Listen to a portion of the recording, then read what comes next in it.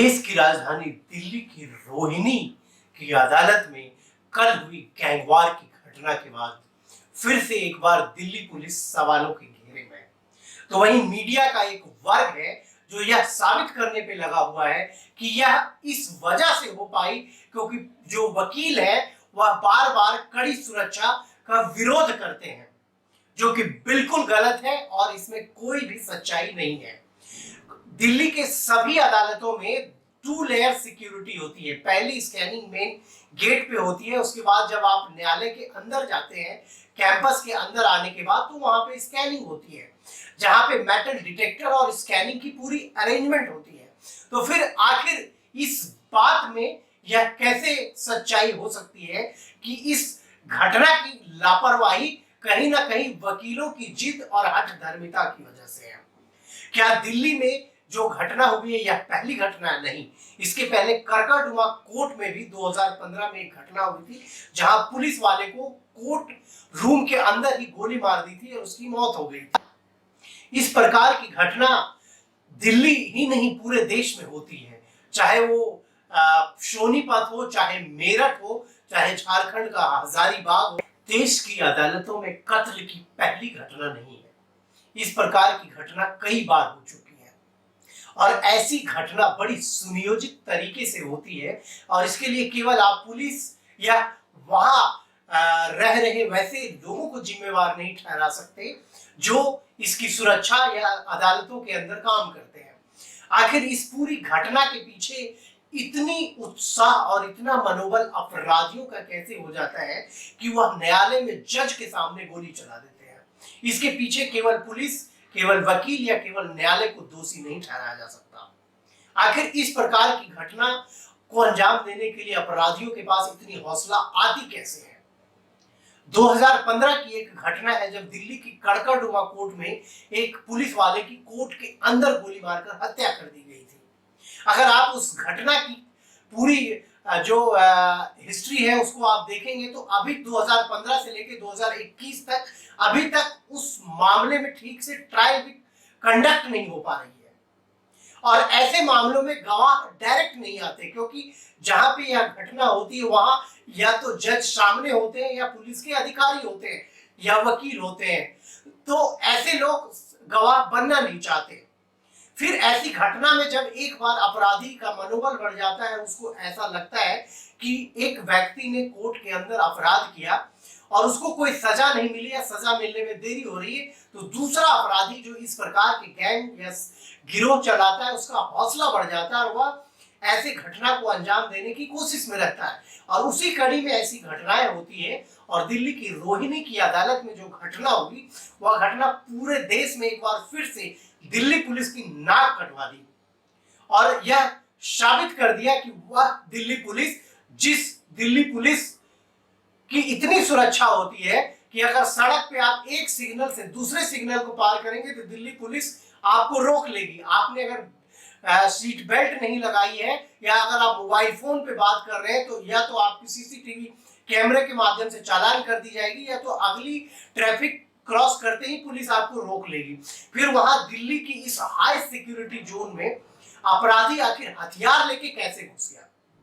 यह बहुत बड़ा सवाल है जिसका जवाब अब दिल्ली पुलिस के साथ साथ देश की सुरक्षा एजेंसियों को भी देनी होगी कि आखिर इस प्रकार की घटना अगर देश की सबसे सुरक्षित मानी जाने वाली जगह पे हो रही है तो फिर बाकी जगह का क्या हाल होगा? इस घटना के बाद कई सवाल उठते हैं। पहला सवाल कि आखिर अपराधी एक वकील की यूनिफॉर्म में कोर्ट के अंदर जाते हैं, वह भी हथियार लेकर। दिल्ली की आप किसी भी न्यायालय, चाहे डिस्ट्रिक्ट कोर्ट हो, हाई कोर्ट हो और देश का सुप्रीम कोर्ट भी यहाँ पे है, यहाँ पे पूरी सुरक्षा होती है। इतनी सुरक्षा होती है कि वकील भी सुरक्षा के घेरे से ही जाते हैं। कभी कदार या कुछ न्यायालयों में ऐसी जगह है जहां वकीलों के लिए एक सेपरेट लाइन बनाई हुई है, एक सेपरेट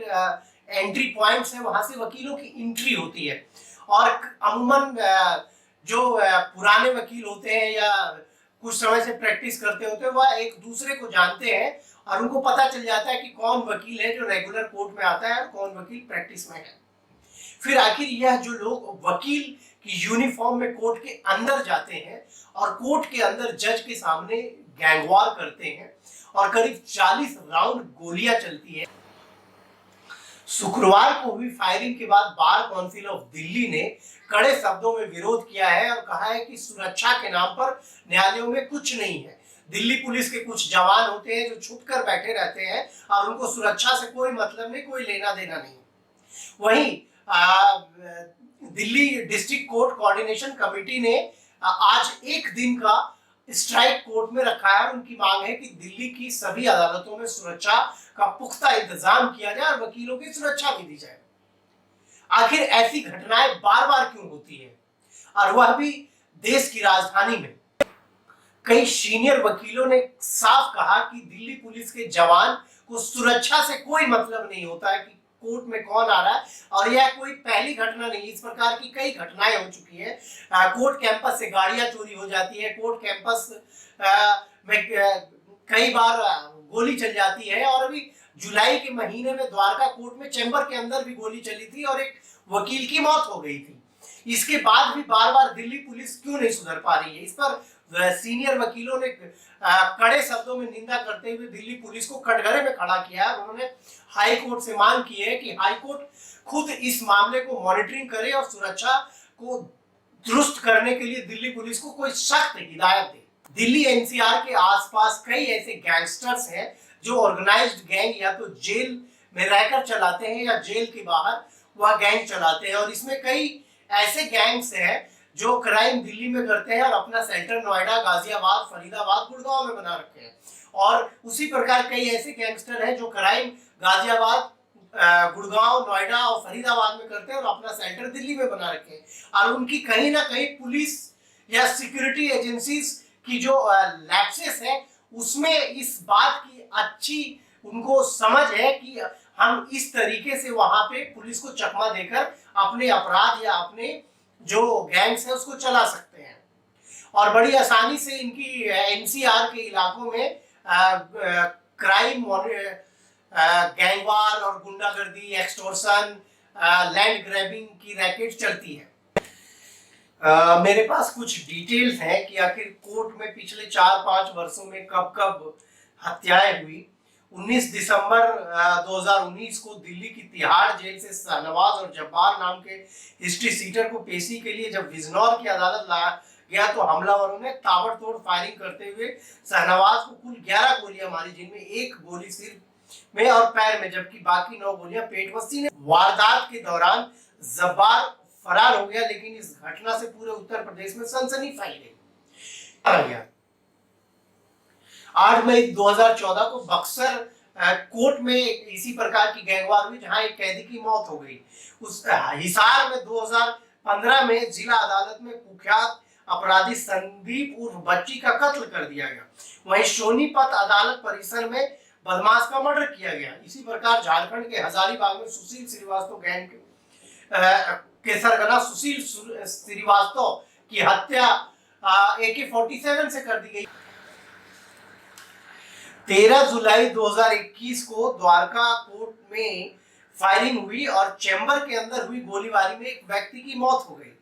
जबकि 23 दिसंबर 2015 को करकटडुमा कोर्ट के कमरा नंबर 73 में हुई वारदात में, जहां पे कोर्ट में सुनवाई चल रही थी, उसी दौरान फायरिंग हो गई। आखिर एनसीआर में और खास करके अब दिल्ली में ऐसे अपराधियों का हौसला इतना क्यों बढ़ गया है? पिछले 5 वर्षों का आप इतिहास उठा के देखेंगे तो दिल्ली में काफी गैंगवार हुए हैं, और उस गैंगवार में कहीं ना कहीं दिल्ली पुलिस की असफलता है। दिल्ली पुलिस बार बार ये कहती है कि दिल्ली पुलिस अलर्ट रहती है, दिल्ली पुलिस की स्पेशल सेल अलर्ट रहती है, जबकि जो प्रत्यक्षदर्शी है इस घटना में, जो रोहिणी कोर्ट में घटना हुई है कोर्ट के अंदर, उनका कहना है कि सुबह 10 बजे से ही पुलिस की हैवी डिप्लॉयमेंट थी, पुलिस अलर्ट मोड में थी, उसके बाद भी कोर्ट के अंदर यह घटना हो जाती है। और घटना ऐसी कि कोई भी एक आम नागरिक सोच के घबरा जाएगा कि आखिर न्यायालय जहां पे न्याय दी जाती है और जहां अपराधियों को सजा दी जाती है, उस जज के सामने अपराधी ने हत्या कर दी। अब इस प्रकार की इनकी जो हिम्मत है कि न्यायालय कि अंदर घुस के जब कोर्ट की प्रोसीडिंग चल रही हो वहां भरी अदालत में फायरिंग करके किसी की हत्या कर देना तो अपने आप में एक इतना बड़ा सवाल यह खड़ा करता है कि आखिर इस पूरी घटना के पीछे दिल्ली पुलिस की जो खुफिया और जो अन्य एजेंसीज जो दिल्ली पुलिस को इनपुट्स देती है ऐसे अपराधियों की गतिविधि और क्रिमिनल्स के बारे में, आखिर वह क्या कर रही थी कि यह पूरी इनपुट्स जो है उनको प्रॉपर नहीं मिल पाई और यह घटना को अंजाम दे दिया। आप लीगल बाउंड्री के YouTube चैनल से जुड़े रहें, लाइक करें, सब्सक्राइब करें। धन्यवाद।